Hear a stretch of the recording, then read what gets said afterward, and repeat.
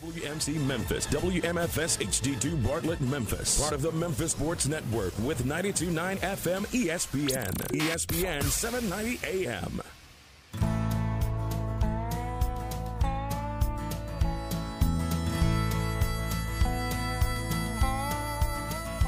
Watch the sunrise, new day's dawning, and it's calling you and me, where the mighty Mississippi flows by Memphis, Tennessee. We've got woodlands, fields, and water. Hey, there is no better way. You can find out all about it on Outdoors with Larry Ray. Make some time, take the family, ask a friend, but don't delay. Listen up and learn about it on Outdoors with Larry Ray. Listen up and learn about it on Outdoors with Larry Ray. Good Saturday morning. Welcome to another edition of the award-winning Outdoors with Larry Ray on ESPN 790. Brought to you proudly by the Tennessee Wildlife Resource Agency, Gaston's White River Resort, and Barton Power Sports. Now, here's your host, Larry Ray. Oh, I love my theme song. You just sang right along I was with going it. right along with it. I think it's going on the top. It's going viral. It's going again. It's going viral. Is it going vinyl? I can't remember which one. One of those two, you know. Probably an 8-track. 8-track. Yeah. I remember those. Yeah, I do too. Hey, we've been talking a lot this morning. Of course, we got Dave Gabbert and Gene Smith, or you The folks. Daryl and Daryl Show. Yeah, you the know, Brother Daryl and Brother Daryl Daryl Show. and Brother Daryl here, and this is Open Mic Saturday, 274-7979. Let's give away something again, 274-7979. Before we go to this next guest, what are we going to give away over there? I think we got the Alaska Arms Ruger quick release Whoa. scope rings and medium-sized Ruger T-shirt. We got a Ruger scope rings that are really nice. It'll fit just about any kind of firearm, Mm-hmm. and it retails for about, I don't know, it's $50 at least. Oh, yeah. They're at least that. At least that, and it got a Ruger T-shirt to throw in it. So if you're looking for some new scope rings for your rifle, this will do it. Ruger 274-7979. If you want to win that, you need to call that number right now, and Greg Ratliff will take your name. But if you don't want to win it, I'm taking it back home and putting it on my rifle. There you go. Okay. All right. 274-7979. Special guest, bring him on in right now, is our good friend Brian Thompson. We've got to really be on the up and up with Brian. We got to be really make sure we've got all the harvest figures and all the quotas, and make sure you got all the license with you. You know, and Brian, we talked about there is some confusion here about when the fall turkey season. If you kill a turkey with your bow, you cannot kill one with your shotgun. If the county only has a one bird limit. One bird limit. Right. If the county, that's correct. Hey, by the way, am I the ninth caller to win that package? Was it an Alaskan cruise or something? Yes, it was. Alaskan, Arkansas. That's already gone. Yeah. You get Larry Ray sings the famous doo-wop hits. No. Okay. We haven't given away the 3-day trip on the Wolf River. You know, so And that's you lost yourself and find your way out. that's That's exactly right. right. Now the boat doesn't come with it. You get a free Larry, picnic on the you're banks correct. of Nankana Larry's Creek. On the turkeys, if that county is open for the fall turkey, and let's say it's got a one turkey limit, and you kill one with your bow, you cannot participate with the gun. That's correct. Okay. Well, that's that Daniel Stanfield had mentioned that earlier. I know we're clicking in. We're rolling now. We're in the first week of the bow season. We've got that going. We've got the squirrel season going. We're getting ready for the fall turkey season. The muzzleloader's around the corner. I know you law enforcement guys, you always love opening day of dove season. Things happen. How's it been so far? I mean, what do you ask people right now to be really cautious of as they get into these hunting season, particularly we could let's look at the safety aspect first, Brian, because I know a lot of folks are getting ready get these stands ready and things along that line from the safety aspect, because we don't want anybody hurt or anything, injuries or, oh my goodness, no fatalities. But talk a little bit about the safety aspect. Yeah, we just encourage folks, the bow hunters, they get out earlier in the year than the gun hunters. Not everybody hunts with a gun.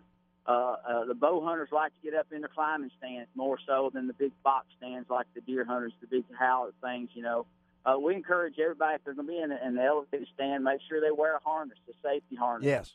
If the stand falls, comes unattached, or it's an old 2x4 stand and the legs break because it's been rotted over years and you just didn't maintain it like you should, at least the harness will keep you in the tree and you won't hit the ground hard and bounce. And we do. We have fatalities every year, it seems like, with people falling out of trees, more so than we do with people getting shot by themselves or other hunters. That's amazing. And, it goes back to the same thing. Why don't you wear your life jacket? Well, why don't you put on your harness now? I mean, that's because exactly right.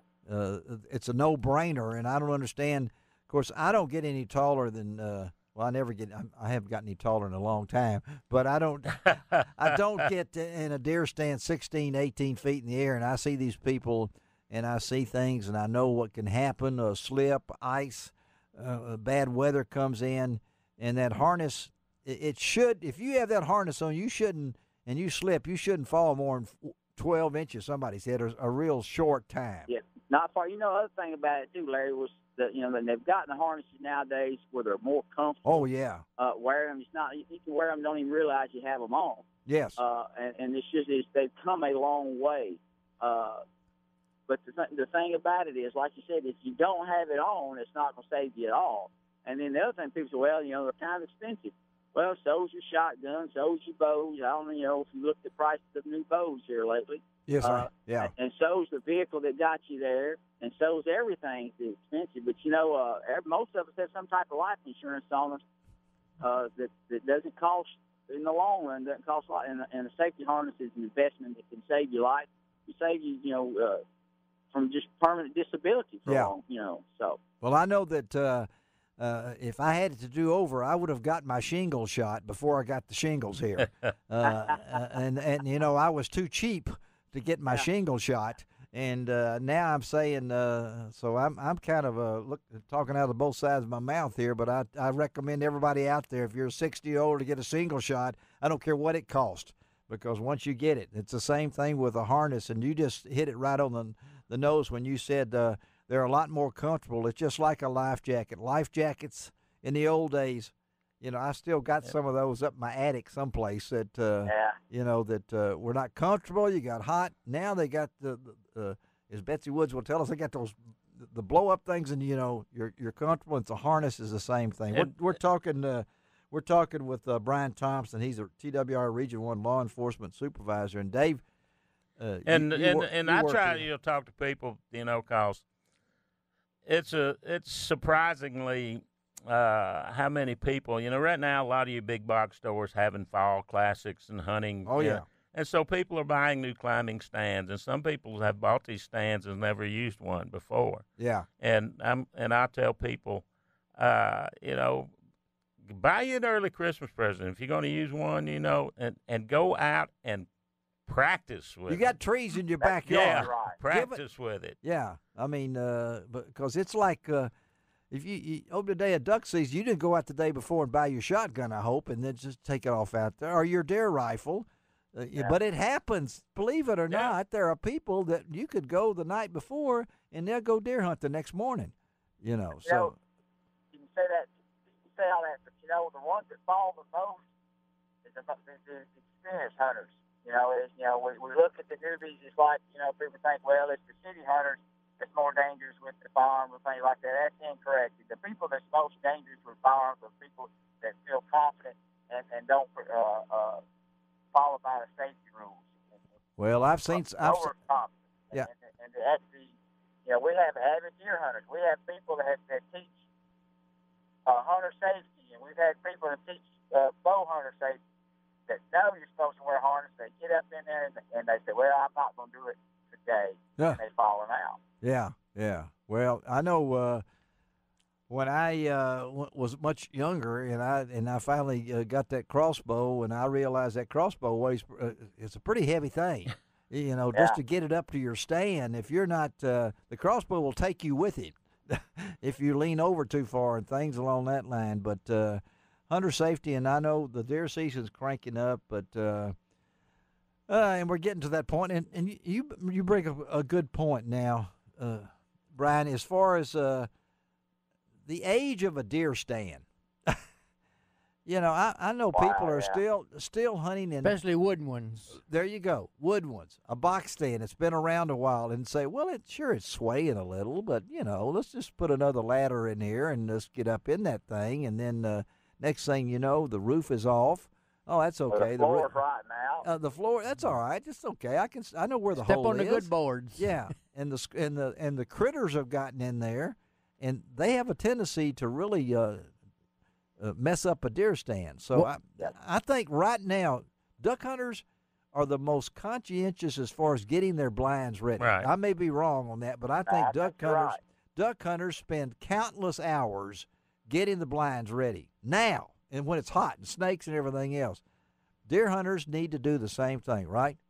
That's exactly right. They need to inspect every year. That should be on their list. Hey, I need to inspect my stands, especially like you said, the permanent stands are out there with 2x4s or whatever. Even though, you know, anything that's got wood and things that is weathered over time, you know, they need to inspect those before they ever decide to go in there and hunt. And don't say, hey, well, I think I'll go that hunt, you know, that one today. Haven't been there in a while or whatever. You need to inspect them on a annual, and probably just every time you get into it. When you get to the blind, to the stand, look at it before you start climbing. Yeah, well, just give it a visual. Well, I hate to say it, but I'm a real favor of ground blinds lately. You know, I mean, the only problem I have with the ground blind is I want to make sure there's nothing in there when I crawl in there in the dark. Yeah.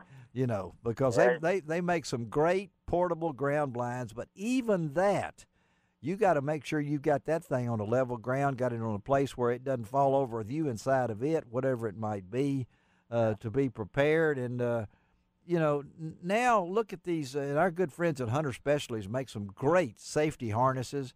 The people at Hunter Safety, they make some great harnesses.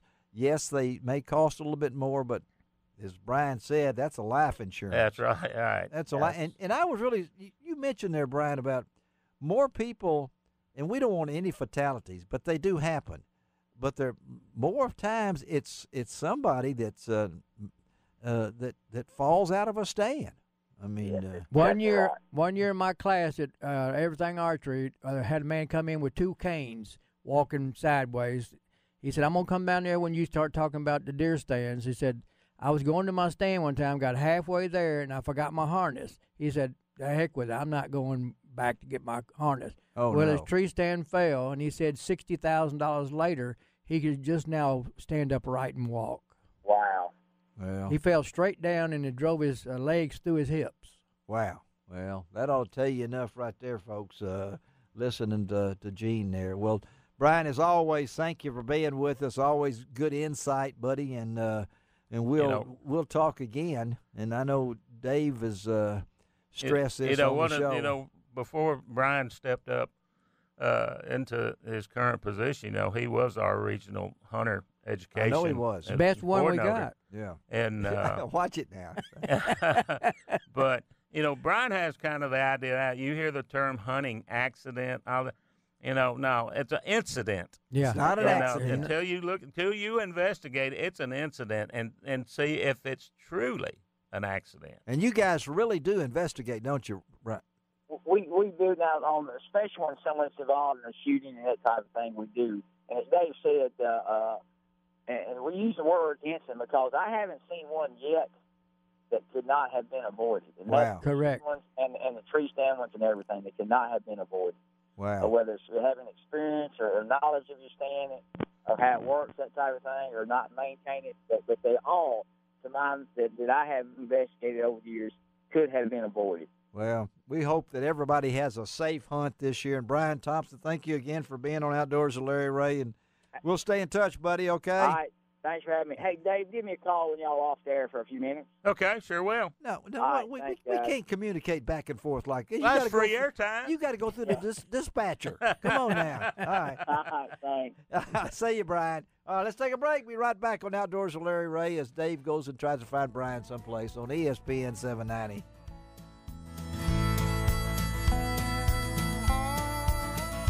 Watch the sunrise, new day's dawn.